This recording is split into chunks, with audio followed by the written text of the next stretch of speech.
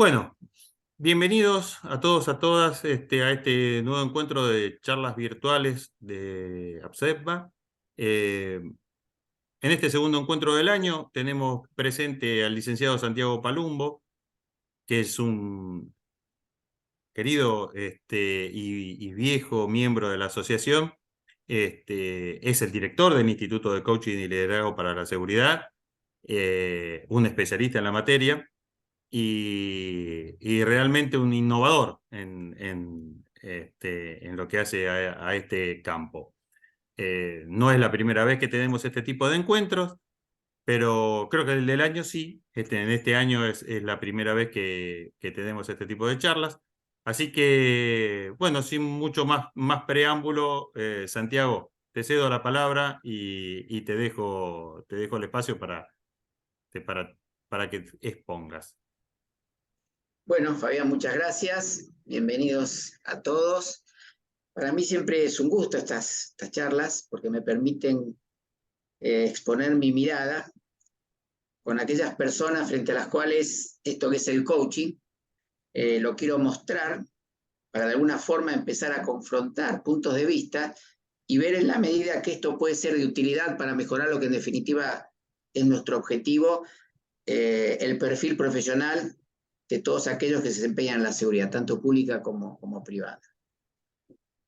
Cuando hablamos de coaching, siempre al menos lo que yo registro es, hay un error de concepto bastante generalizado, sobre todo porque en la Argentina el coaching tuvo una aparición bastante frívola, si se quiere, porque la primera vez que se empezó a hablar de coaching fue ya por coaching así a nivel quizás público, masivo, fue en aquel famoso programa de televisión de Marcelo Tinelli, Bailando por un Sueño, donde quienes entrenaban en esa disciplina tenían un coach.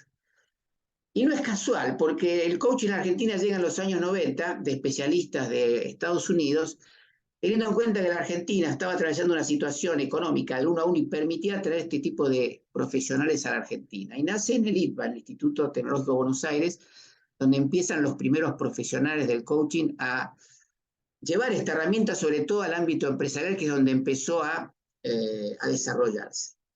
Si bien la charla va a transcurrir respecto al coaching, yo quería aclarar dos conceptos. Primero, que de alguna forma hacen a esta presentación. El título es el coaching en el ámbito de la seguridad, un nuevo paradigma. Cuando hablo de seguridad me estoy refiriendo a todo el capital humano que tiene habilidades, conocimientos, experiencias, que lo vuelca tanto en el sector de la seguridad pública como privada. Y cuando hablo de paradigmas, lo que quiero decir es que estos paradigmas, que son constructos arquetípicos frente a los cuales abordamos la realidad, son una forma de facilitarnos entender o comprender la complejidad de esa realidad. De hecho, la seguridad ciudadana, de la cual muchos son graduados, son universitarios, es un paradigma de la seguridad. Y en este mundo tan cambiante, digamos que a veces los paradigmas son herramientas de mucha utilidad para comprender esa complejidad. A veces también tienen cuestiones que no los hacen tan viables o tan útiles, porque muchas veces, en aras de querer utilizar ese paradigma, dejamos todo aquello que no entre dentro de ese paradigma. ¿Qué quiero decir con esto? Que el paradigma no sirve en tanto en cuanto sea útil. El paradigma como una abstracción teórica no tiene sentido. Por eso es importante el hecho de tratar de observar la mirada que ustedes tienen, teniendo en cuenta que el coaching es una relación simétrica. Los coaches no somos consultores, yo no soy especialista en ningún tema. Yo no soy mentor, yo no tengo experiencia en algún tema que les pueda ser de utilidad. El coaching tampoco es psicología, psicoterapia. Yo no voy a tratar ninguna cuestión que se remita al pasado. ¿Cuál es la especialidad que tiene el coach? El coach básicamente es especialista en procesos de acompañamiento para obtener el máximo potencial personal y profesional de aquellas personas que quieran lograr un objetivo que hoy no lo pueden llegar a hacer. Por eso lo que les voy a compartir ahora es mi mirada respecto al coaching y sus aportes a la seguridad. Por eso es importante que esa mirada mía se confronte con la de ustedes y poder ver si este paradigma que la utilidad es viable, es operativo para lograr la mayor efectividad en la tarea del hombre de seguridad. Si me permite, voy a compartir.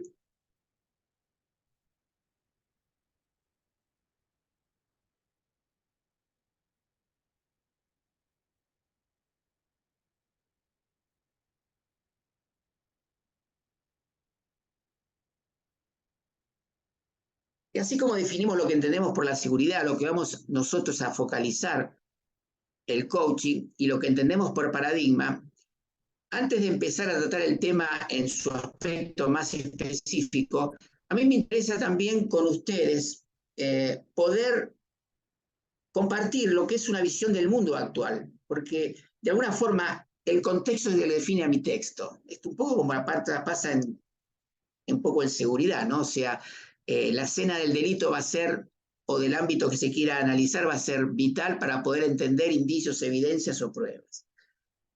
¿Cómo veo el mundo sobre el cual necesito poner foco para ver si esto del coaching en el ámbito de la ciudad puede tener viabilidad? El mundo que hoy nos caracteriza es un mundo que lo han denominado con varias siglas. Primero el mundo VUCA, en su expresión en español, VUCA en inglés, hablando de un mundo volátil, incierto, complejo y ambiguo. Otra expresión que también se da para caracterizar este mundo es el mundo Bani, que habla de un mundo frágil, ansioso, no lineal, impredecible. Tanto ese mundo como otros que podemos entender, lo que nos vienen a marcar que este es un mundo que va a tener como común denominador el cambio. Y el cambio, en cierta manera, nos enfrenta a algo que estamos muy poco acostumbrados, que es la incertidumbre. Nos hemos formado en la certeza. De hecho, prácticamente en toda nuestra formación secundaria, hasta universitaria, siempre nos evaluaban por la respuesta. Siempre la certidumbre era aquello que nos daba la posibilidad de tener el control de aquello sobre lo cual estábamos trabajando. Y hoy vemos que ante este mundo tan dinámico, tan complejo, tan variable, hoy el cambio se vino a instalar como algo permanente y ya no transitorio. Entonces, más allá de hablar de un cambio de cambios en nuestra época, estamos hablando de un cambio de época. Cambio de época que lo llegamos a vislumbrar con un hecho, porque este mundo viene de los años 90, principios del siglo XXI, pero hubo un hecho que considero que fue un antes y un después, como fue la pandemia de COVID-19. Porque esa pandemia nos expuso a una situación que en la cotidianidad de nuestra vida a lo mejor no la teníamos muy presente. El hecho de estar encerrados en nuestras casas, de tener que enfrentarnos a esas sombras que a lo mejor en el quehacer cotidiano no las teníamos en cuenta, empezó a hacernos tomar conciencia de una serie de situaciones que no manejamos. Por ejemplo, angustia, la incertidumbre misma, estados emocionales disfuncionales, situaciones de ansiedad que en algunos casos se traducían hasta en ataques de pánico. Y eso también se llevó al ámbito profesional. Les puedo contar casos que de mi experiencia profesional me ha tocado enfrentar, por ejemplo, gente que no quería trabajar de manera remota, gente que decía o manifestaba que quería volver a su realidad, como si la realidad del COVID no fuera realidad, gente que se negaba a aceptar aquello que lo estaba afectando y la única forma de manejarlo, ¿cuál era? Una de las variables que tenemos, que es negándola. Digo que la realidad tenemos dos formas de abordarla, como en su aspecto objetivo y en aquel virtual que nos creamos en la cabeza y que lo único que hacemos es esconderla. Dentro de ese contexto global también hay un contexto que es el que nos atañe a nosotros, que es el de la seguridad. Seguridad que a nivel nacional la tenemos como uno de los aspectos de mayor interés, o sea, la percepción de la ciudadanía hoy la pone al nivel de la inflación, donde la gente de la seguridad, tanto privada o pública, por momentos se siente por esa sociedad como un héroe y por momentos se siente como un villano. Una justicia que a veces parece no interpretar y hablamos de la puerta giratoria. Fuerzas de seguridad, empresas privadas de seguridad que a veces piden resultados y a veces no están dadas las condiciones. A veces la cantidad de demanda supera las posibilidades fácticas para darle solución. Una situación económica que tampoco contribuye, que hace que en muchos casos haya actividades complementarias para poder llevar adelante el sostén económico de la casa, y un factor que a lo mejor no se lo tiene muy bien ponderado, pero que para la persona, el hombre o la mujer de la seguridad, juega un rol axial dentro de su vida como es la familia. Y todo esto inserto también en una dinámica delictual acelerada, compleja, con una cibercriminalidad que cada vez le asigna más desafíos a la seguridad, con una digitalización de la seguridad que también genera un desafío a los hombres y mujeres de la seguridad, y que va conformando características que a lo mejor en su abordaje no se tienen en cuenta. Vale decir, se están llevando adelante cambios, mutaciones, que no solamente hacen referencia a lo profesional. Y yo quería compartir con ustedes una foto que para mí es metafórica. ¿Por qué digo esto? Porque las metáforas siempre nos remiten a lugares de los cuales nuestra observación tiene características diferentes. Por eso me interesaría, a partir de esta foto, que la observen detenidamente y invitaría a alguien que me comparta qué le está transmitiendo esa foto. Insisto, esta es una metáfora de lo que hoy los recursos de la humanos o el capital humano de la seguridad, entiendo yo que se siente frente a todo ese contexto que le toca llevar adelante en sus desafíos profesionales.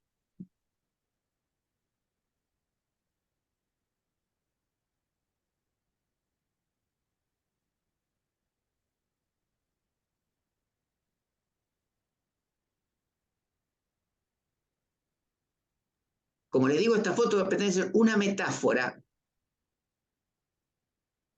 Ahora sí pueden hablar, ¿eh? No es necesario que dejen los micrófonos apagados. No, sí, Así que me gustaría saber que me puede compartir qué les recrea, qué les genera esta foto, con qué los conecta, sobre todo ustedes que son los hombres y mujeres de la seguridad, en el cual todo esto que yo quise contextualizar, ustedes lo viven a diario.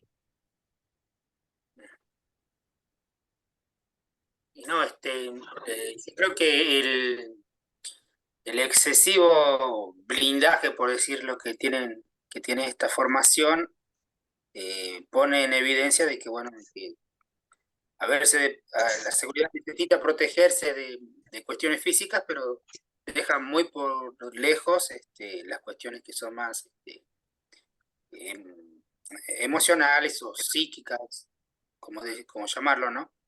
Pero sí, la Bien. verdad que parece de ficción. Gracias, Alejandro, por tu aporte. ¿Alguien que quiera aportar más con respecto a lo que esta foto le genera o con qué lo conecta?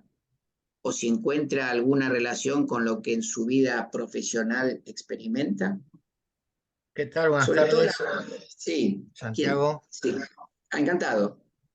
Un gusto, Alejandro Lártigo. Eh, Obviamente esta foto es una imagen de un grupo de combate con una tarea específica en la función pública, ¿sí? Que está determinado para una eh, circunstancia y función especial. No quiere decir que esto englobe a toda la seguridad, particularmente. Pero por eso te decía Alejandro, discúlpame, que tomarlo como una metáfora. Entiendo lo que vos decís, por eso entra y dice la salvedad, que lo tomaran como una metáfora, porque indudablemente es un grupo de choque que responde a una actividad puntual de la seguridad. Pero desde esa metáfora, ¿con qué los conecta a ustedes como profesionales de la seguridad? Que para mí tendría que haber probablemente medidas alternativas de diálogo, por ejemplo, ¿no? Esto lo estuvimos hablando con algunos colegas hace tiempo, antes de llegar a esta instancia de choque, por ejemplo. ¿Qué te dice la Esto, expresión de la cara de esas personas?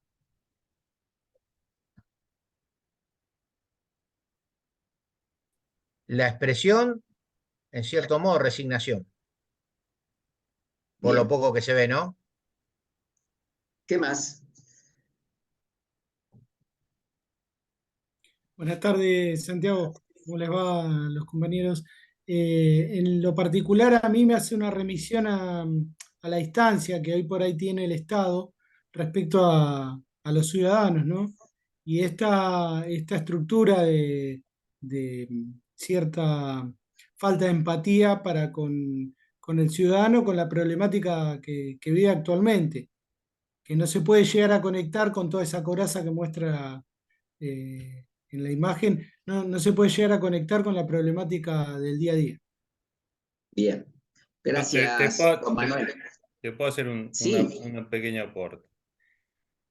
Ahí parecería buscando la metáfora, ¿no? Que es lo que estabas pidiendo. Digo, hay como una alienación entre el espíritu y la coraza.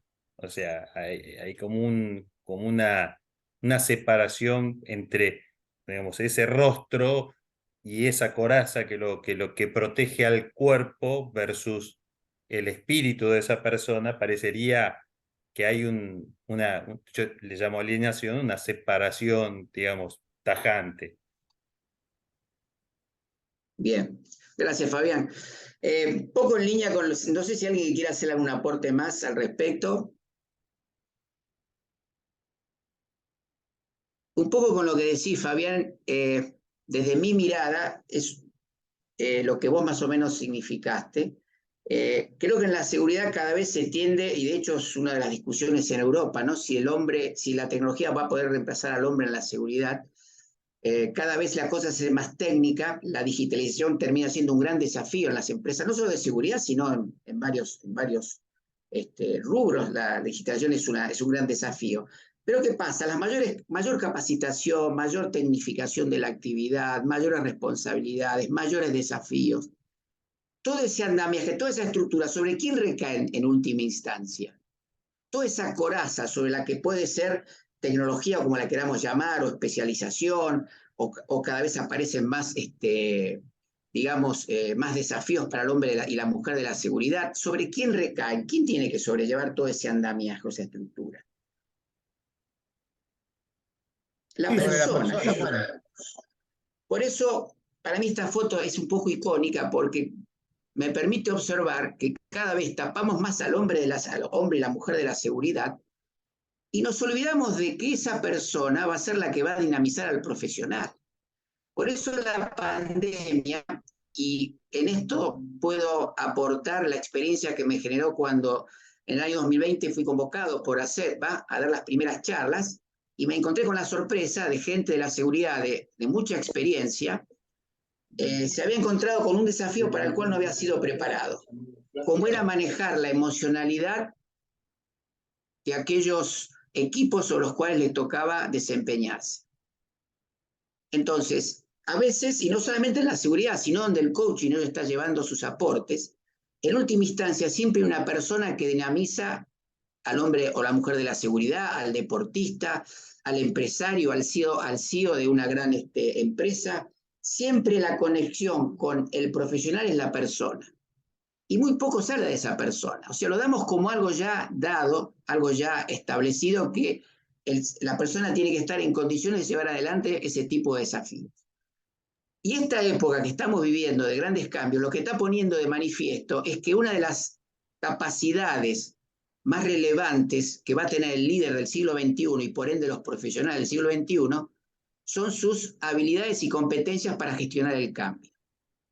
¿Te puedo interrumpir un segundito? Sí, decime. Discúlpame, Santiago.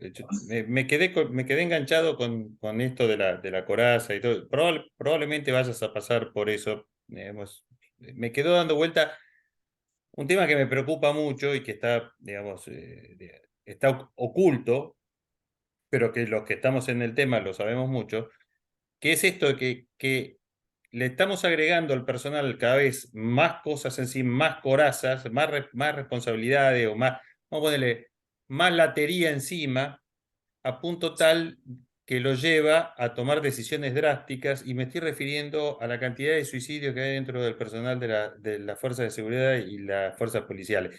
Te hago este simple comentario, como me pareció que justo estás hablando de cosas de ponerle encima, que terminan derrumbando al ser de esa persona. Por ahí lo vas a tratar más adelante o no, pero digamos, no quería guardármelo. Sí, bueno, sí, lo iba a tratar, pero ya que lo manifestaste, lo quiero aclarar. Según nuestra secretaria de Articulación Federal, el índice de suicidios de las fuerzas federales es de 2-1 con relación a la tasa de la población normal. Hay un dato que yo tomé que es de España. España habla de una tasa de suicidios de 3-1, hecho por el sindicato de policías, teniendo en cuenta que España tiene la actividad sindicalizada. ¿Qué quiero decir con esto? Una es una cifra que parte de un organismo estatal, la otra de un organismo que vela por los derechos de los cuerpos de policía y guardia civil. Pero sí, en definitiva, todas estas cuestiones derivan en eso. fíjate, Fabián, que son los datos que por ahí más se guardan, no se conocen las tasas de suicidios dentro de la fuerza, más allá que se dan estadísticas, pero sin llegar a situaciones límites, hay otras situaciones que también son de cuidado, que también, bueno, la voy a manifestar acá, o sea, muchas veces en esa impotencia por poder procesar todas estas situaciones que generan el exceso de carga profesional, ¿en qué deriva? Y acá que hay gente que ya que ha pasado la quinta década, sabe perfectamente de que en las fuerzas, una vez que se retiran, los problemas de colon irritable, diabetes, taquicardias, todas vinculadas al exceso del estrés. Y básicamente es producto de la falta de gestión de ese mundo emocional.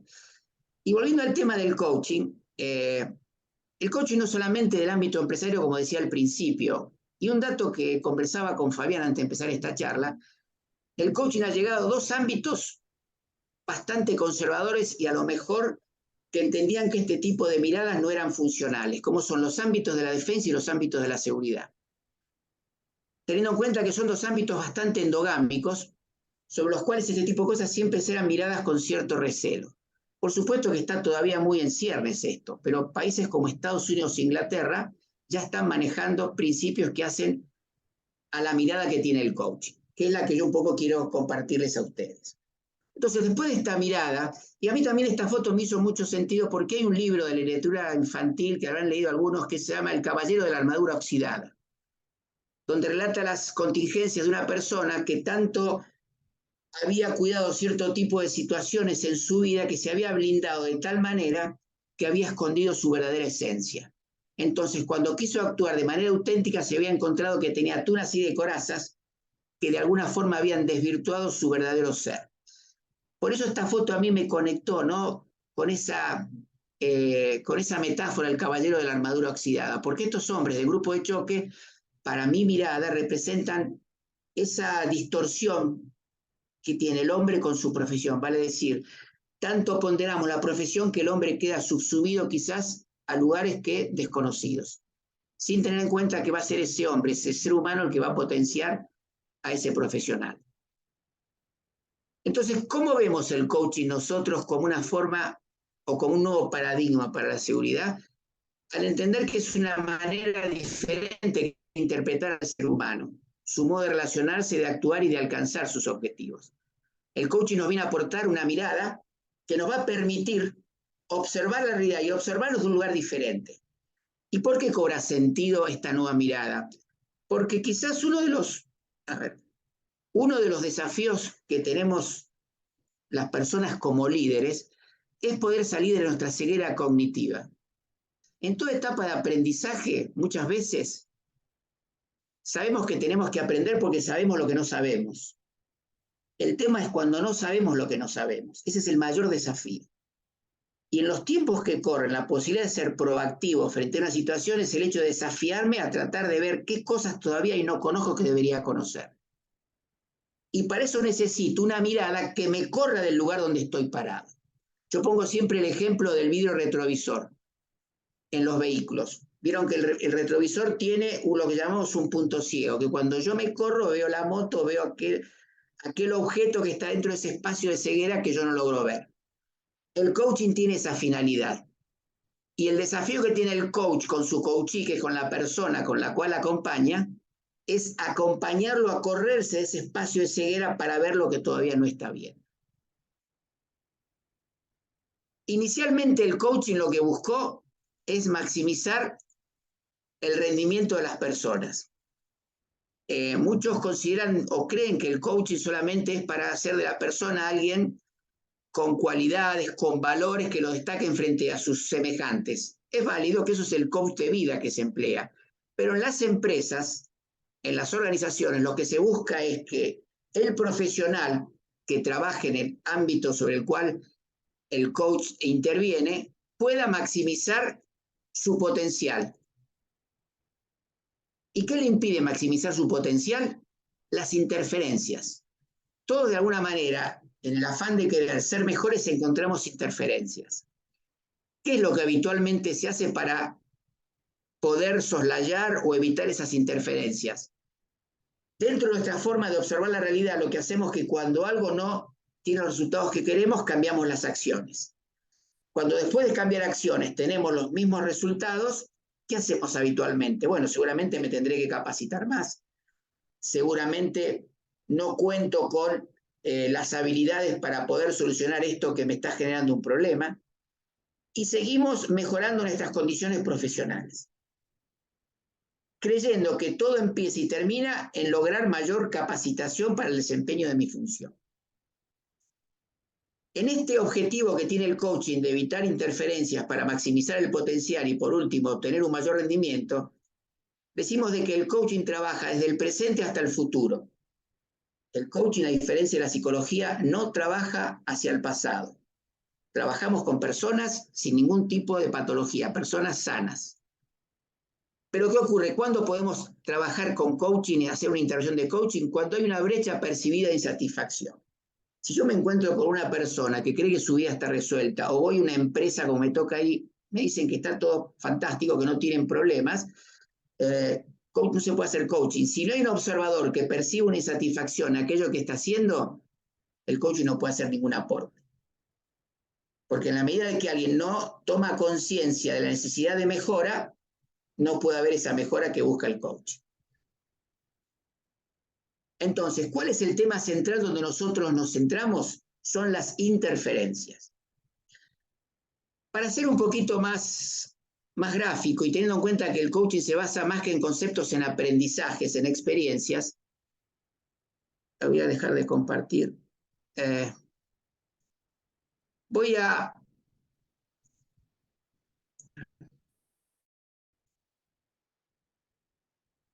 invitarlos a hacer una experiencia, si quieren, o sea, el que no quiera, lo invito a que observe simplemente, para poder empezar a visualizar más este tema de las experiencias. Así que aquel que quiera compartir este pequeño ejercicio, lo voy a invitar a que se siente muy cómodamente en su silla, apoyando la espalda contra la pared, contra el respaldo. Y lo voy a invitar a hacer una inhalación profunda y a cerrar muy lentamente sus ojos. Inhalando por nariz y exhalando por boca. Y en este mecanismo de respiración consciente, voy a llevar mi atención a mi respiración. Lo único que en este momento existe es mi respiración.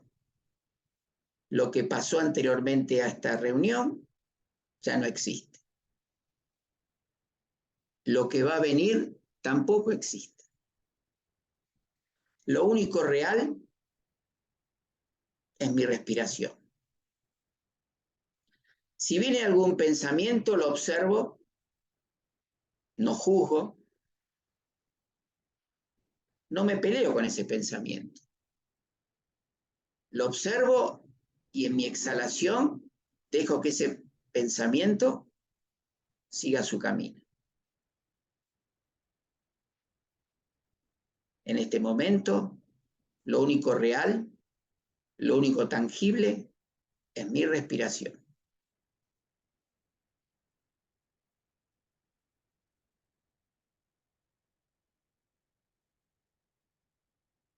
Observo de la manera en que el aire ingresa por mi nariz, pasa a mi tráquea y llega hasta la base de mis pulmones.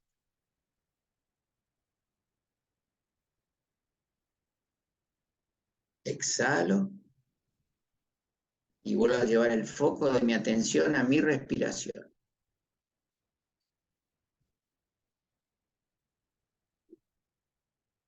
Si viene un pensamiento, lo observo, no juzgo y lo dejo que continúe.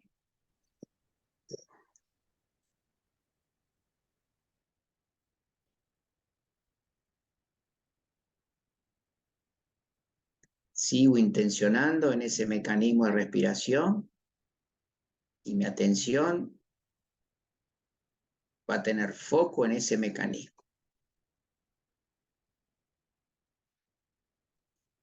Y ahora los voy a invitar a hacer 3 inhalaciones profundas muy lentamente los invito a regresar a este espacio, abriendo de forma muy lenta sus ojos.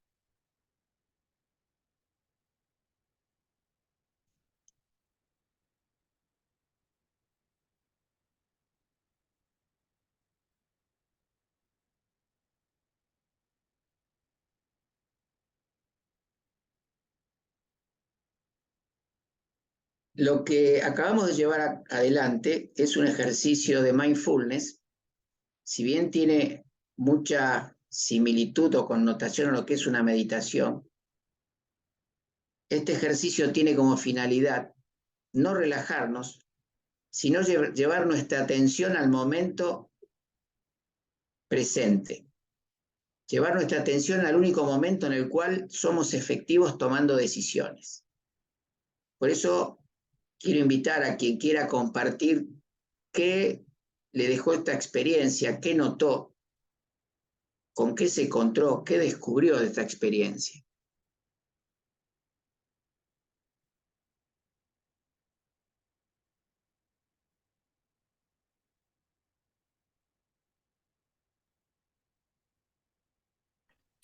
Sí, Santiago, en lo particular me di cuenta que te da un poder de atención particular este ejercicio. ¿Dónde notaste ese poder de atención? Hoy justamente tuve un día con varios pensamientos y esa concentración que necesitaba por ahí en algún que otra oportunidad, lo encontré ahora, con la respiración. Si hubiese tenido esa concentración particular en esas cosas que tenía que atravesar hoy, por ahí hubiese tomado mejores decisiones. ¿Y por qué consideras que hubieras tomado mejores decisiones?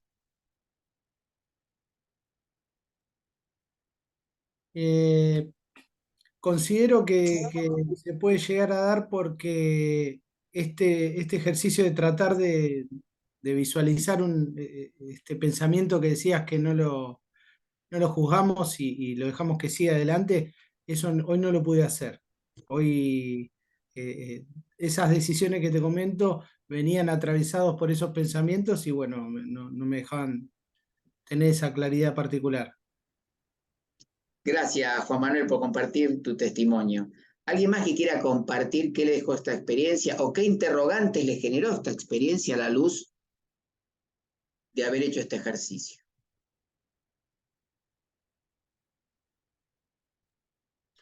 Hola Santiago, ¿qué tal? ¿Cómo va? ¿Qué tal, Buenas tardes a Carlos? ¿Cómo te todos. va?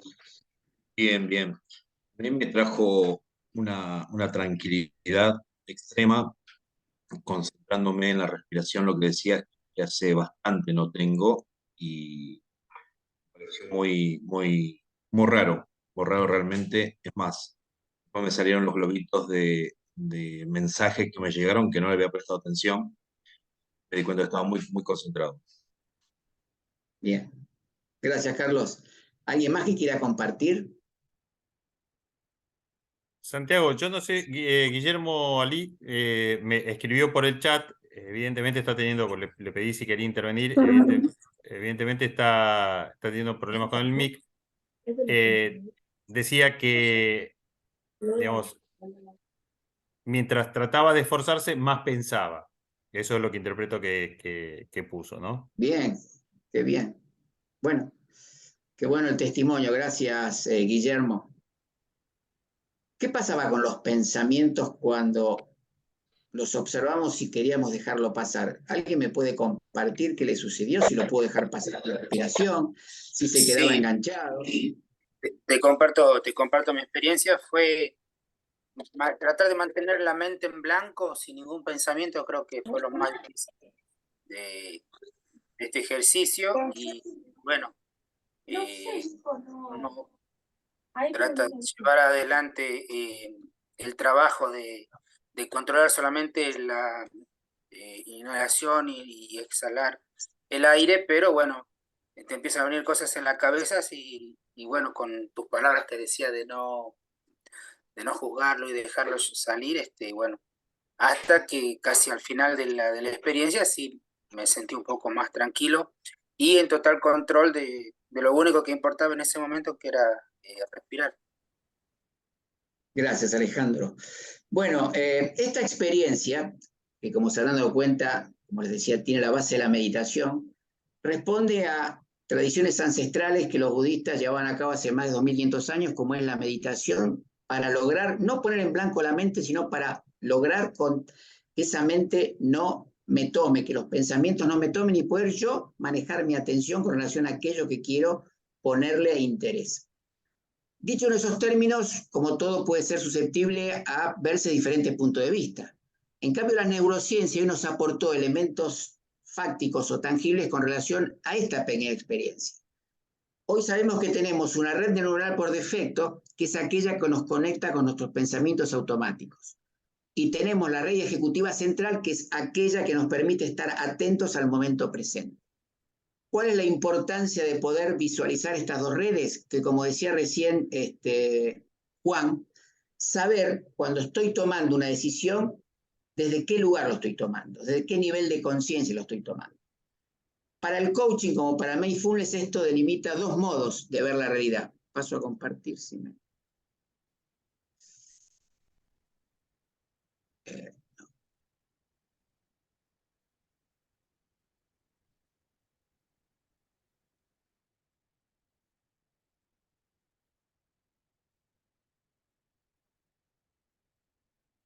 Decimos de que cuando yo observo la realidad lo puedo hacer desde el modo hacer. El modo hacer es el que habitualmente empleamos, que es el que está conectado muy con el automático. El modo hacer es aquel que pendula entre el pasado y el futuro.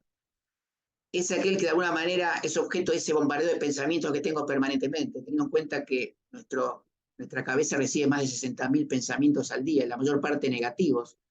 Y negativos porque responde a esa, digamos, vieja tradición ancestral, donde desde el miedo nosotros nos cuidábamos. Por eso siempre la mente nos manda pensamientos negativos. Desde el hacer muchas veces lo que estamos haciendo es juzgar lo que nos pasa. Desde el hacer no somos efectivos, porque del hacer siempre nos lleva, como les decía, a estar pendulando entre el pasado y el futuro, analizando lo que me pasó y lo que me puede pasar. Como decía Juan Manuel, era así.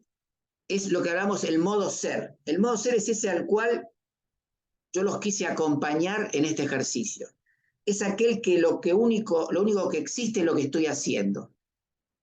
Y lo que estoy haciendo a veces no me conduce a ninguna parte, sino simplemente me sitúa en aquello a lo cual yo le estoy prestando atención, como era respirar. Lo que pasa es que mi mente es jugadora, mi mente desde el hacer permanentemente me bombardea, pero esto no sirve, esto para qué lo quiero.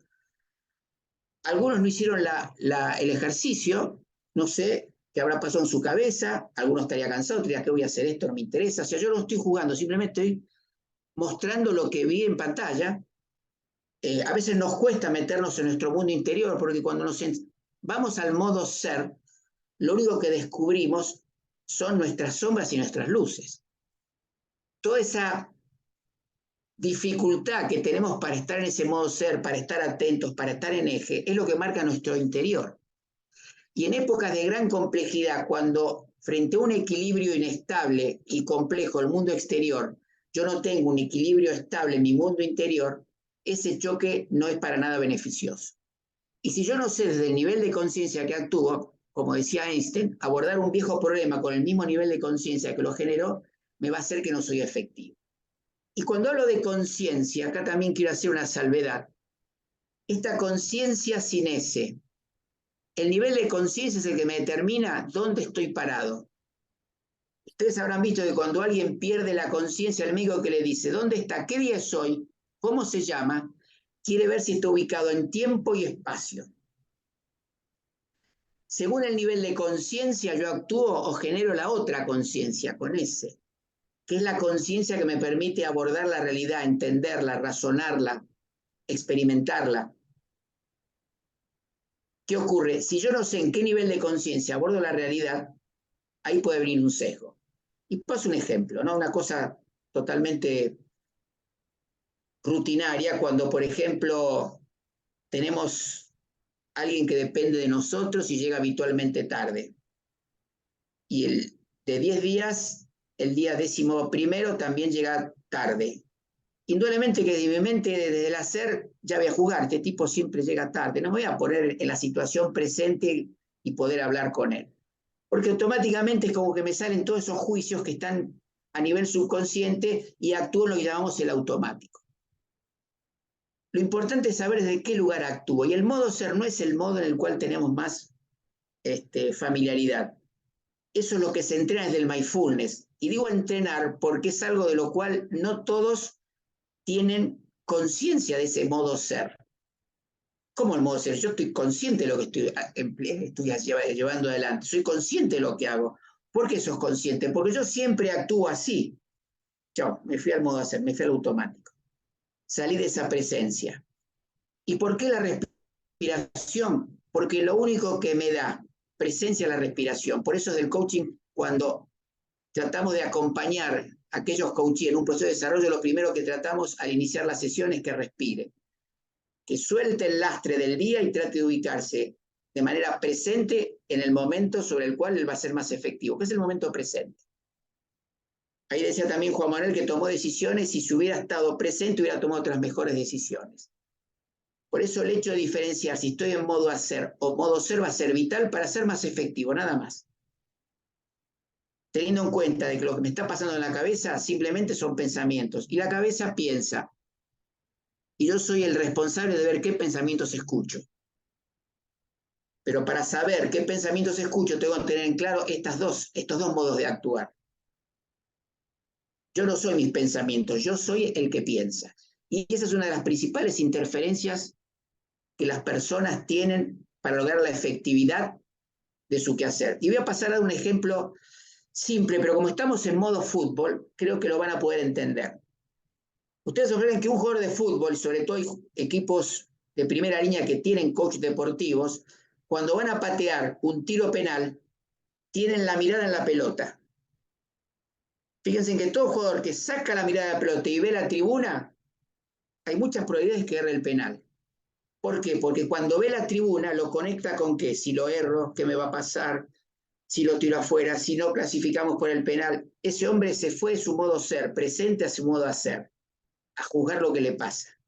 El hecho de ver la pelota, estar concentrado, está haciendo lo único que depende de él, patear la pelota, nada más. Eso es lo que nos pasa habitualmente en nuestra actividad profesional. Llevamos adelante actos o algún tipo de actividad y no sabemos desde qué observador lo hacemos. Insisto, por eso el coaching se lo liga mucho a la palabra entrenamiento. Parece que la palabra en inglés tiene esa connotación, pero también el coaching es acompañamiento. A veces para lograr esto necesitamos el acompañamiento. No sé si con esto, porque a veces puede resultar demasiado abstracto para muchos, porque todo esto lo están entendiendo a lo mejor desde su mejor saber y entender. Pero decimos que el coaching no son conceptos que se incorporan desde nuestra razón, sino que son distinciones que le incorpora a través de la experiencia, del aprendizaje. Por eso, como habitualmente digo a mis alumnos en la universidad, descrean lo que le digo, no lo tengan en cuenta, denme sus argumentos, pero pónganlo en práctica. Porque si no, esto queda en un debate meramente conceptual y la esencia de todo este tipo de distinciones de coaching solamente se pueden llegar a vivenciar cuando se llevan a la práctica. Seguimos. Entonces, estos dos modos nos determinan dos paradigmas del accionar humano. El del hacer para poder obtener y ser. Y si ustedes se remontan a sus años adolescentes, y me dirán si a lo mejor estoy en lo cierto o no, ¿cómo éramos calificados como alumnos, como hijos?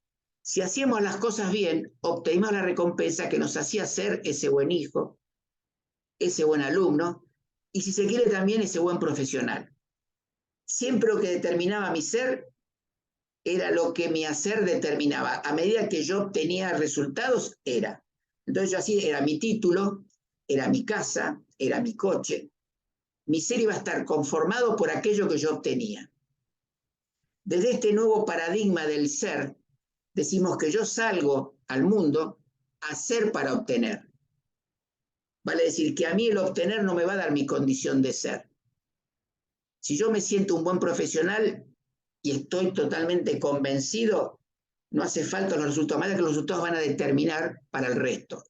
Pero yo tengo la convicción íntima de lo que soy, voy a salir a obtener los resultados en función de mi compromiso con mi ser profesional.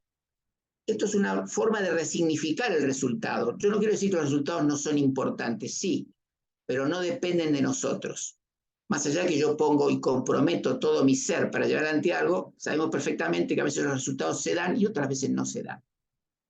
¿Cuál es la diferencia entre un paradigma y el otro? Que el paradigma del hacer es el paradigma de la exigencia, nunca está completo. Siempre de mi exigencia falta algo. Siempre voy a estar incompleto. ¿Por qué? Porque esa falta de convicción con respecto a quién soy va a estar determinada por los resultados que yo obtenga. En cambio, desde mi accionar desde el ser, yo lo conecto con la excelencia. Doy siempre lo mejor que tengo. Me reconozco en mis fortalezas, crezco en mis fortalezas. Desde el hacer crezco en mis debilidades porque siempre siento que me falta algo. Desde mi ser yo reconozco lo que tengo y a partir de ahí crezco y me mejoro. Esos dos paradigmas determinan una forma de accionar en lo personal y en lo profesional. Y es acá donde el coaching nos da herramientas para poder diseñar ese futuro y gestionar el cambio. Cuando hablamos de gestionar el cambio, lo que tradicionalmente hacemos que el cambio lo entendemos como la necesidad de adaptarnos a una situación menos la resistencia de esa adaptación. Vale decir, yo sé que me tengo que adaptar, pero a la vez tengo que vencer las resistencias que me permitan adaptarme. Siempre al cambio lo entendemos como algo externo. Hay que cambiar, debo cambiar. Me recomiendan cambiar. Es lo que ahora hay que hacer. Siempre responde más a los por qué. ¿Por qué tengo que cambiar? Siempre nos queda esa situación en la cual ese cambio no tiene una convicción por parte de los agentes que tienen que llevar adelante el cambio. Desde el coaching hablamos de la transformación. Perdón, me olvidaba. Esa resistencia al cambio conlleva varias etapas. Y quienes han liderado procesos de cambio a lo mejor las han experimentado, pero no con esta gradualidad. ¿Cómo es? Se antepone una crisis que genera una negación, el enojo por parte de quienes tienen que ser objetos del cambio, viene una suerte de depresión, resignación y por último la aceptación, que es una aceptación que a veces es una resignación tenida de aceptación. Estas 5 etapas son las etapas del duelo. Toda resistencia de adaptación siempre conlleva un duelo. Lo que pasa es que a veces no lo entendemos de esa manera, entendiendo que el duelo solamente es cuando perdemos algo familiar o afectivo, pero en definitiva el cambio es una pérdida, porque en el cambio sabemos lo que perdemos y no sabemos lo que ganamos. Siempre frente al cambio está la incertidumbre de lo que ganamos.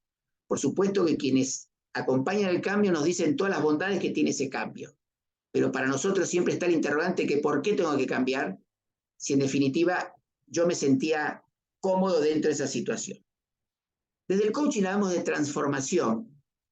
¿Cuál es la diferencia entre el cambio y la transformación? Que la transformación es un cambio, pero es un cambio con sentido. Es un cambio interno. Es un cambio que conoce los para qué.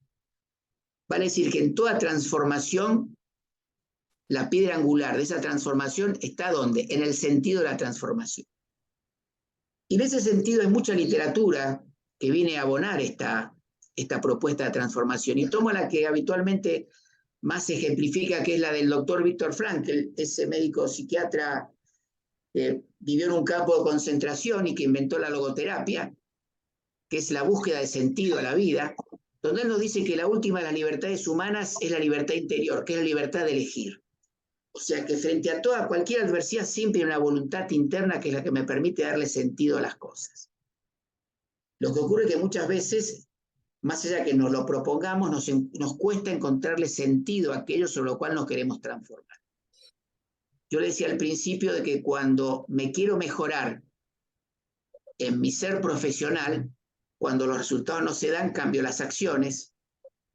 Cuando las acciones ya no son suficientes, trato de cambiar mis competencias, pero cuando las competencias son suficientes, donde tengo que empezar a encontrar el cambio, ya es en mi ser, en mi persona, en mis modelos mentales, en mi forma de ver esa realidad sobre la cual no puedo cambiarla, en mi nivel de conciencia de qué lugar estoy yo acompañando ese cambio. Y muchas veces las personas, los profesionales, no pueden llevar adelante de manera unitaria este proceso de transformación. Y desde el coaching, el coach se transforma en un profesional que acompaña esa transformación, donde el coach es el especialista en el proceso de transformación y el coachee o la persona que es sujeto de esa transformación es el responsable del progreso, es el responsable de asumir el compromiso de transitar ese proceso de transformación. Y cuando hablamos del ser, que a veces nos puede resultar hasta medio metafísico, lo que quiero significar con este ser que entiende el coach ontológico difiere de aquel ser que el paradigma metafísico, el paradigma cartesiano, perdón, nos había inculcado, donde lo único que había en consideración en el ser humano era su razón, dando lugar al racionalismo. O sea, a través de la razón las personas hacen ciencia, a través de la razón comprueban la facticidad del mundo. Para el coaching, la persona, el ser de la persona es más que una razón. ¿Hola? ¿Sí? El coach trata de llegar a ese aprendizaje transformacional, a esa transformación que quiere experimentar esa persona, entendiendo las tres dimensiones del ser. Primero, su dimensión lingüística. Descartes dijo, pienso, luego existo. Pero en el pensar no se agota mi existencia, sino que desde el lenguaje yo le doy sentido a mi existencia. El lenguaje no solamente describe, sino que genera acción. Yo a través del lenguaje puedo generar determinadas situaciones de vida. Si yo me declaro no sirvo, soy un inútil, desde mi lenguaje estoy limitando mis posibilidades de mejora. Cuando yo digo no puedo, cuando digo debe ser, todas situaciones que desde el lenguaje condicionan, como al revés, desde mi lenguaje puedo potenciarlas a través de mis creencias poderosas, por ejemplo. Yo puedo, yo lo voy a hacer, yo me voy a desafiar frente a aquello que me toca. Entender que hablamos como somos y somos como hablamos. Desde el lenguaje también le damos forma a nuestra identidad. La otra característica del ser es su dimensión emocional. Yo le decía que ese paradigma cartesiano habla del hombre como un ser racional. Hoy la neurociencia nos dice que el hombre no es un ser racional que tiene emociones. Es un ser emocional que razona. Lo primero que se manifestó en el ser humano es la emoción. Desde aquel cerebro reptiliano, que era el cerebro de la supervivencia y dio lugar al cerebro límbico, son los cerebros más antiguos. La neocórtex, que es el cerebro de la razón, es un cerebro de apenas 65 millones de años. Todo nuestro accionar está teñido por la razón. Toda acción la moviliza una emoción.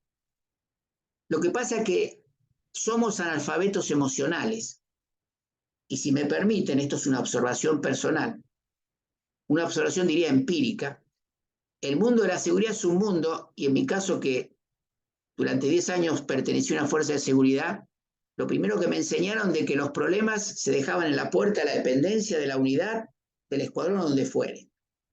El hombre de la seguridad, la mujer de la seguridad no tenía emocionalidad, porque la emocionalidad era una creencia que debilitaba la efectividad de la persona en su desarrollo profesional. Para negar la emoción de un ser es negar su esencia, porque toda nuestra razón siempre está teñida de emoción. La emoción elige y la razón justifica, pero siempre hay un trasfondo emocional sobre el cual actuamos. Lo que ocurre es que lo tenemos tan anquilosado que creemos que no tiene, digamos, peso en nuestra vida. ¿Y cuándo se manifiesta el nivel la dimensión emocional? En lo que decía Fabián al principio. En vez de darle importancia al eustrés, que es la parte del estrés que es buena, le damos preponderancia al distrés, que es aquel que nos genera todas esas complicaciones que después sufrimos en la vida pasiva. Todos los problemas renales, como decía, intestinales, cardíacos, toda aquella emoción retenida, el cuerpo la somatiza y la manifiesta a través de ¿qué? De la enfermedad. Y por último, otro gran dominio también, con bastante mala prensa, que es el del cuerpo. Muchas veces creemos que el cuerpo sirve solamente para llevar la cabeza. Y si hay algo que el hombre y la mujer de la seguridad ponen en su cotidianidad es el cuerpo, del cual tienen poca información. el cuerpo nos anoticia los problemas antes que la mente se dé cuenta. Y ustedes dirán, ¿cómo si yo me di cuenta por la mente? Claro, porque el cuerpo, como lo hemos anulado tanto, se manifiesta en la enfermedad. Lo que la boca va callando, el cuerpo lo grita ¿de qué manera? Enfermándose. Entonces le estamos negando una información al cuerpo vital para nuestro mejor ejercicio profesional. Por ejemplo, aquella intuición que nace en los intestinos, que es el centro de la intuición, por una gran cantidad de células nerviosas.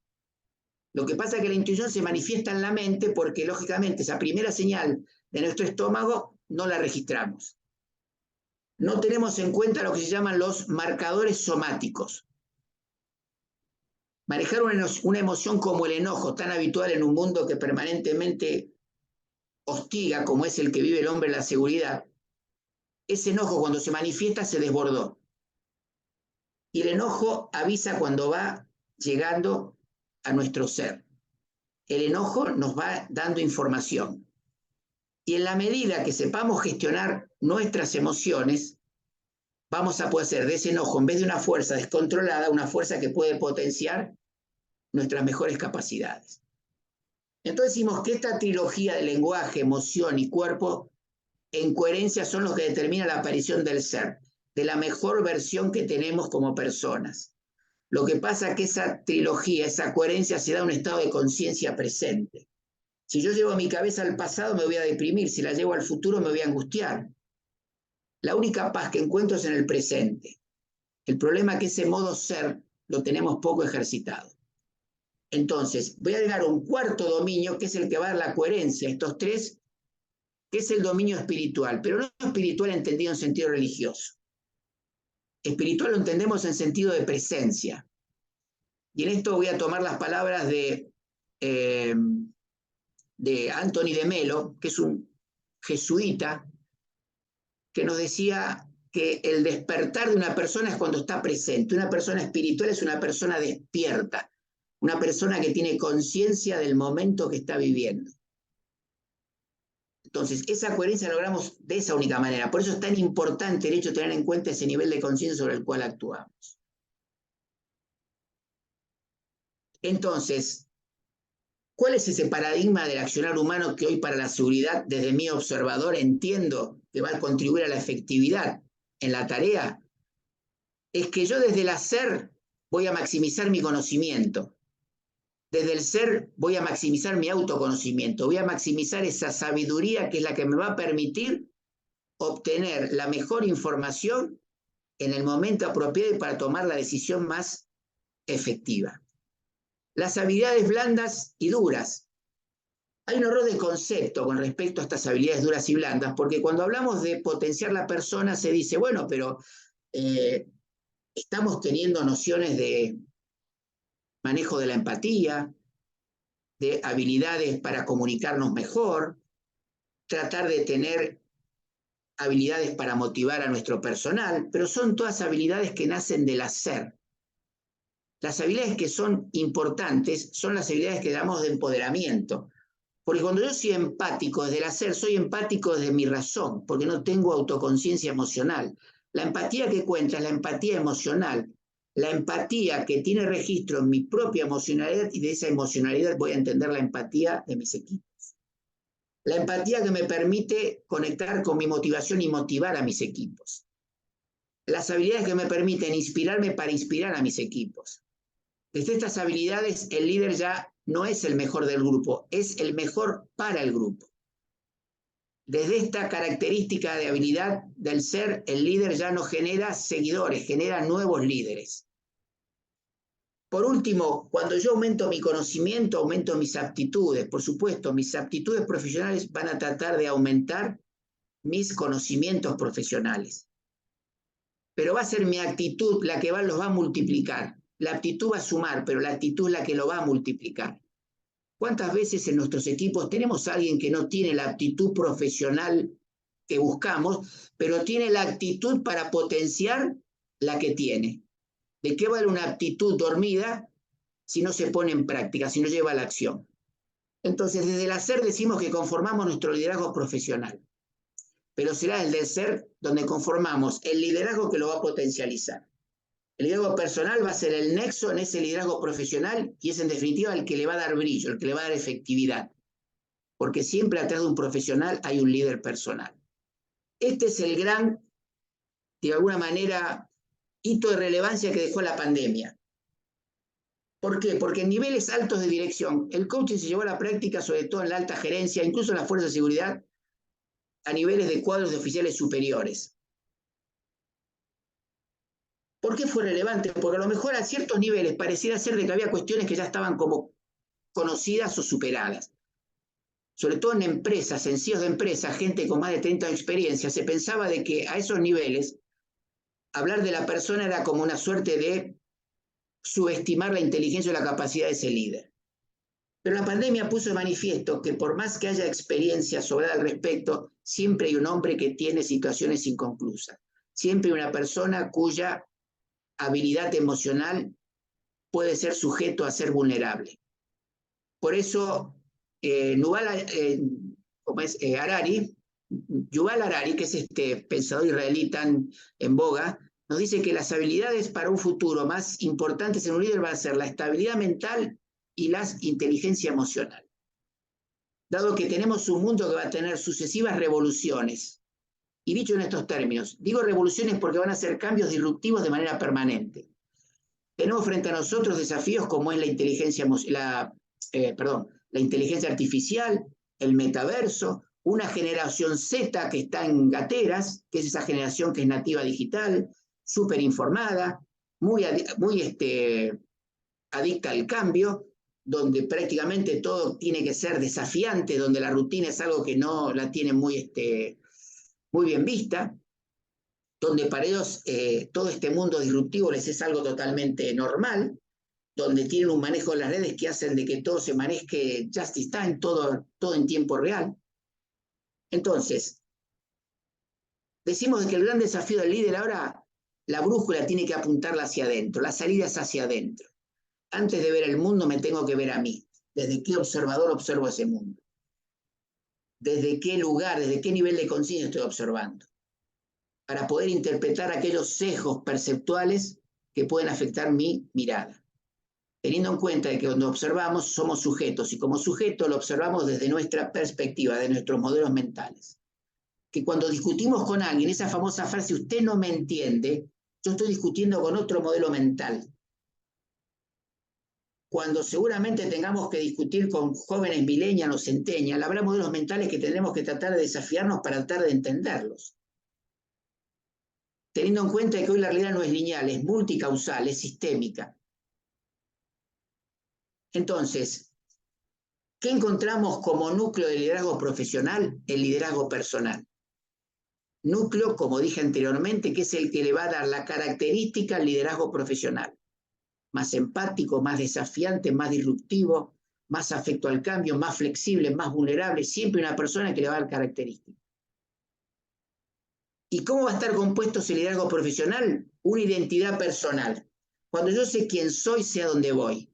Cuando tengo en claro mi identidad privada, mi identidad pública y mi identidad de pertenencia, sé quién soy. Y cuando hablo de identidad pública, identidad privada, es el hecho de entender que desde mi identidad privada, de quién soy yo, y la identidad pública, quién creen que son los otros, tener en claro qué es lo que yo voy a priorizar. Y la otra identidad, que es la de pertenencia, que es la que muchas veces, y sobre todo en la gente de la seguridad, puede generar errores, digamos, de observación o situarlos en lugares que los puede generar bastantes complicaciones. A veces el hecho de portar un arma, portar un uniforme, portar una credencial hace que mi identidad de pertenencia me haga olvidar de mi identidad privada, de quién realmente soy, desde qué lugar voy a prestar mi servicio, desde qué valores voy a ir a ofrecer lo que yo tengo que hacer desde mi lugar profesional. Entonces, tener en claro quién soy me va a permitir saber a dónde me voy a dirigir. El poder personal. Solamente conociéndome voy a poder descubrir aquello que me potencia, mis fortalezas, mejorar aquello que puedo mejorar. Y no digo debilidades. Como dije, el lenguaje genera realidad. Yo no digo mi debilidad, digo aquello que puedo mejorar. Desde mi poder personal descubro mi motivación, aquello que en mí genera esa fuerza para ir adelante.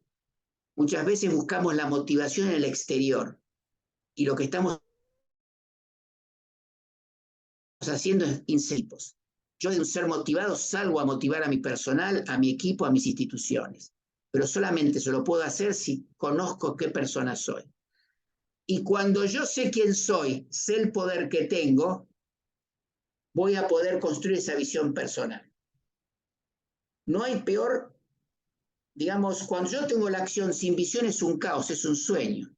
Toda visión necesita una acción para materializarse, pero para llevar ante la visión, como dije al principio, tengo que tener en claro dónde estoy.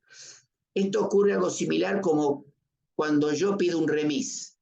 Yo pido un remis por una agencia, por teléfono, y les digo, por favor, quiero ir a retiro. ¿Dónde está, señor, que lo levanto? No sé.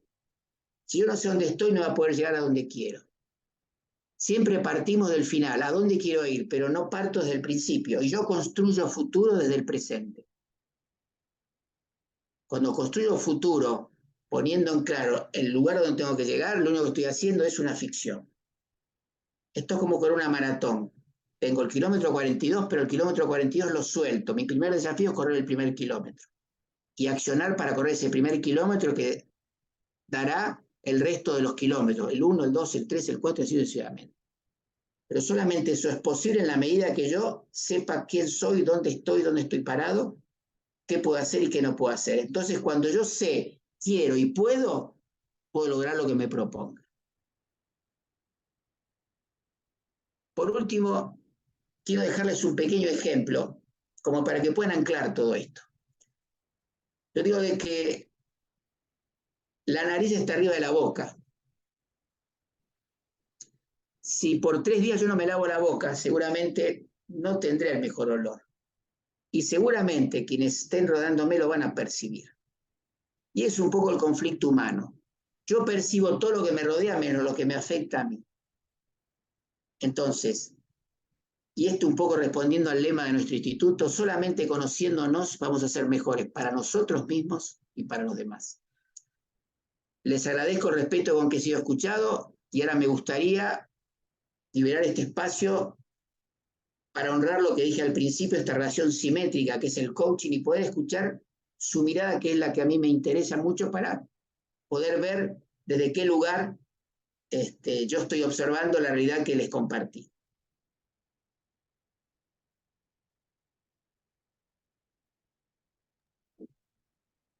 Bueno, muchísimas gracias, Santiago. Bueno, como siempre, brillante.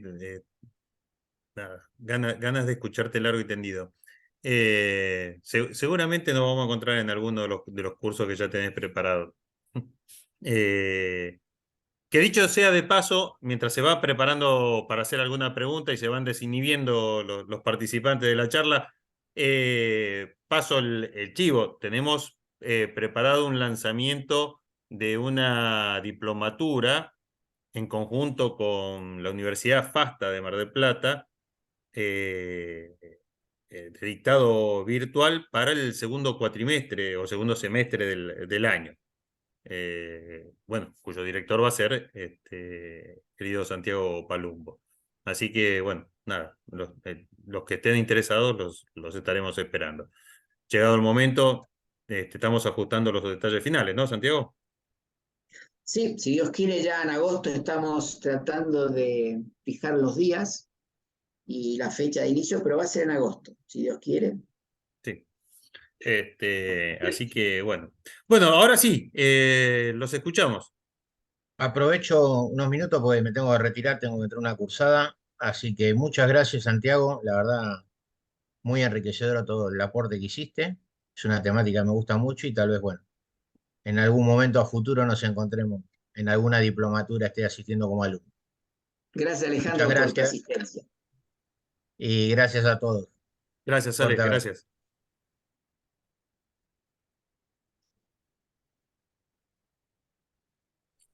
Bueno, escucho a quién escucho yo, en realidad el que pidió fue Santiago. ¿Qué aporte, qué les pareció, qué opinión tienen? El otro día se surgió en un grupo en otro grupo de profesionales, es un grupo más de carácter empresarial, en realidad, para ser más preciso. Se publicó una charla de este tipo, pero más sobre coaching empresarial. Nosotros estamos enfocados por ahí en otra temática. Y sin saber que era uno de los miembros del grupo, el que dirigía esa charla, uno empezó a postear que descreía del coaching y que era, es más, él se autodefinía como chapado a la antigua y que no le parecía que esto, que le parecía como que esto era medio brujería, ¿no? Y bueno, se suscitó una charla interesante o un cruce interesante de opiniones en ese grupo, ¿no? Pero bueno, lo comento como porque los que no conocen esta temática todavía piensan que esto, no sé, la verdad, en la realidad no sé qué piensan. Solo los que lo transitaron y fueron, digamos, acompañados en este proceso, dan fe de lo bueno que es, de lo productivo que termina resultando. Yo, si me permitís, Fabián, ya que terminó, y esto yo quiero para un poco llevar esta charla al plano que inicialmente había propuesto, ¿no? Hacer una cosa más coloquial. Eso que vos decís me pasó a mí.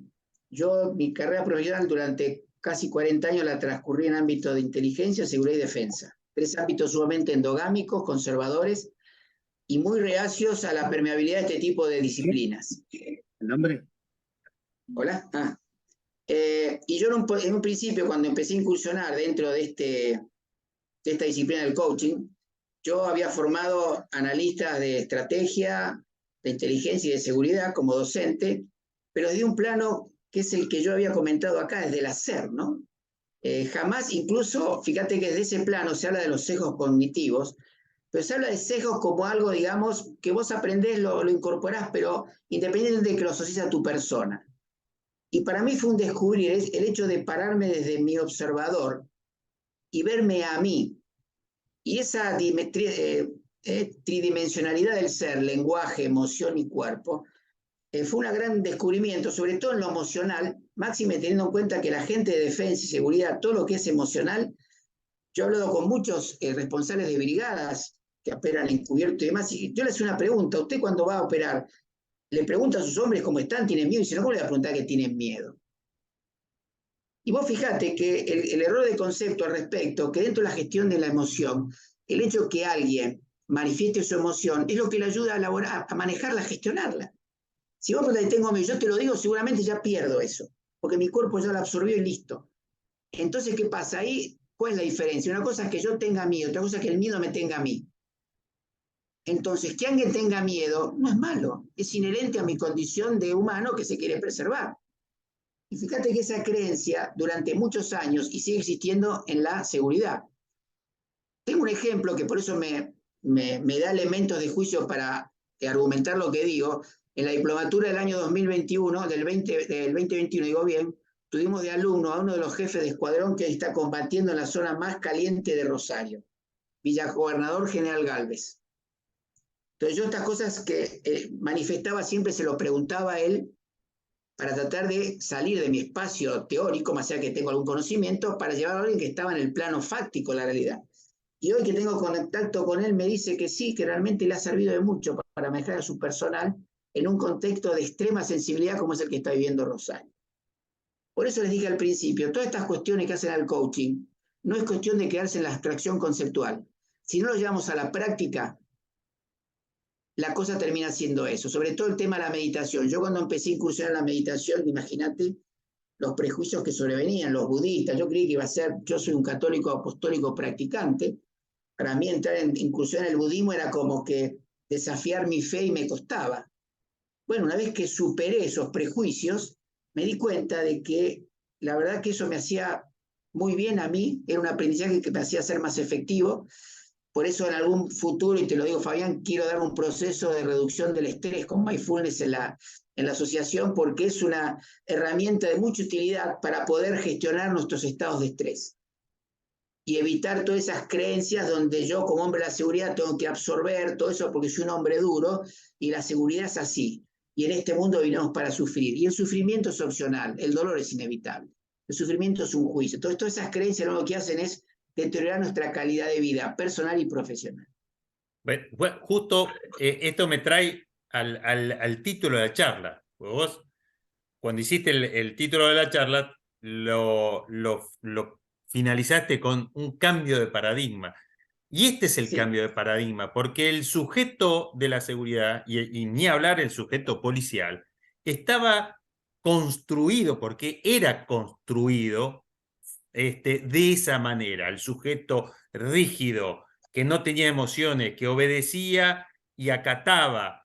Ese sujeto que digamos, a lo largo de estos últimos años fue puesto en duda, y de hecho el cambio de paradigma se produjo, se viene produciendo, por ahí no desde este ámbito, porque se puso en duda un montón de ese constructo del sujeto policial.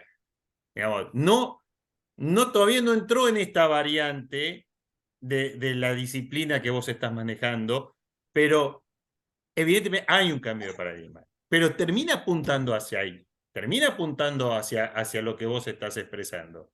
Porque en realidad la persona es persona, no es sujeto, ¿no? Es una persona con emociones. Si no se entiende eso, uno podrá encorsetar todo lo que quiera, pero aparte el mundo cambió. El mundo productivo cambió, el mundo del trabajo cambió, ya no es el tipo que está parado a la línea de producción y va poniendo una piecita atrás de la otra. Ya se acabó ese humano, para ponerlo de otra manera. Ya todo cambió. Entonces vamos a es realmente un cambio de paradigma.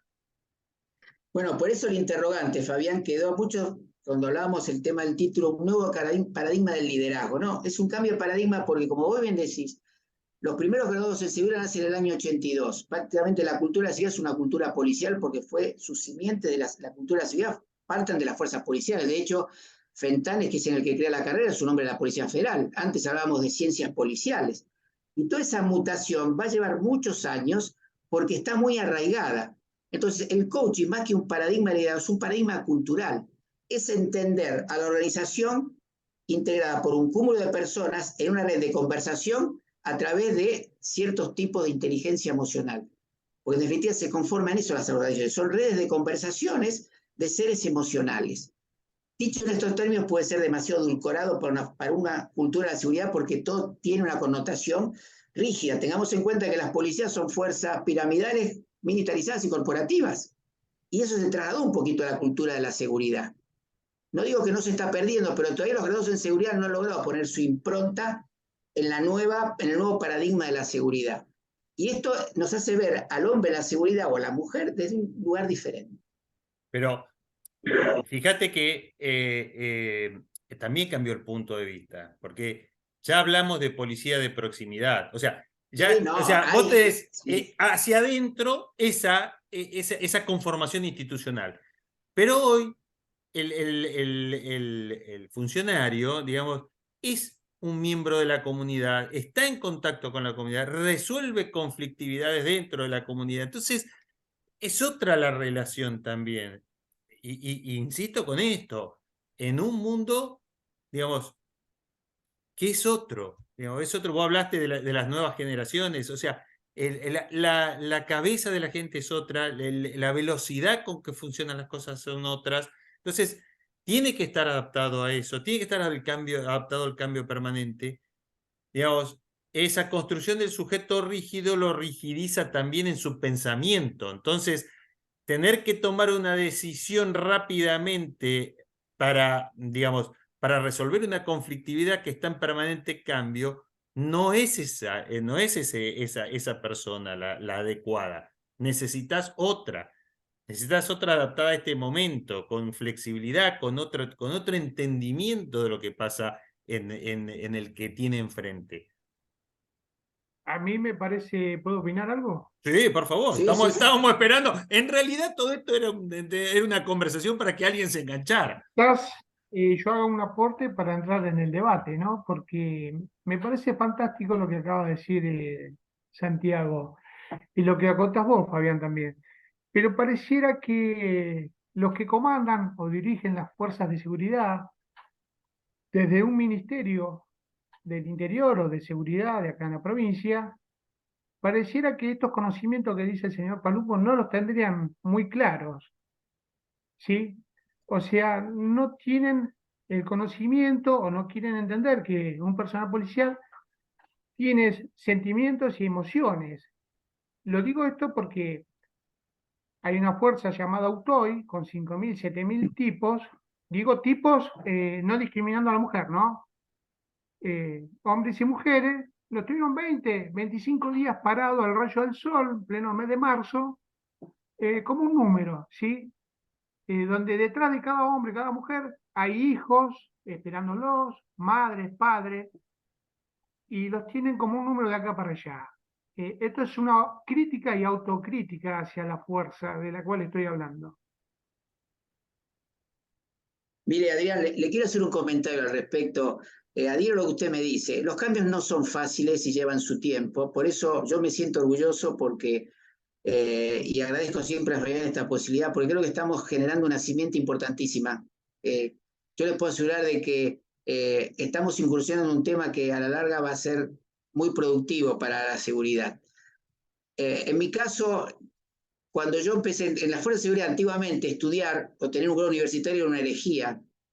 De hecho, yo me voy de baja producto de eso, o sea, no se aceptaba un universitario. Hoy, al contrario, no se acepta a alguien que no estudie. ¿Qué quiero decir con esto? Que los cambios van a llegar. Lamentablemente, hay que pasar este tipo de contratiempos, que Yo también desgraciadamente hubiera sido mejor. soy de su misma generación, porque a mí no me permitieron tener estudios universitarios mientras estaba en la actividad. De hecho, hoy mismo la policía no me reconoce mis títulos universitarios porque ya estoy retirado, ¿sí? No en sí la Policía Federal, que sí le reconoce, o otra fuerza. Policía de la provincia, básicamente estoy hablando de ella, de la provincia de Buenos Aires, los títulos universitarios que pueda tener un retirado no se los reconoce, ¿sí? No se los pagan. ¿Y eso qué hace? Hace que el personal no tenga ganas de estudiar, que se esmere. Démosle esa oportunidad a ese personal, que ya que no tuvo la oportunidad de hacerlo en actividad, que lo haga retirado. Necesitamos profesionales dentro de la fuerza, en actividad y en estado pasivo. Bueno, por eso el desafío nuestro es más que ir a los efectos, ir a las causas. El mundo actual requiere un nuevo observador de esa realidad.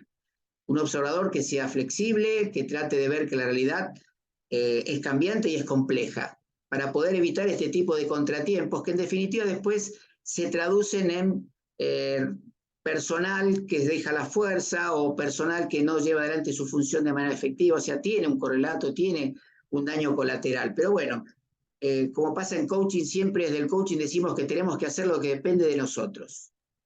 El resultado no depende de nosotros. Y a partir de ahí comprometernos en lo que tengamos responsabilidad. Y creo que estos cursos que lleva adelante la asociación van en línea con eso.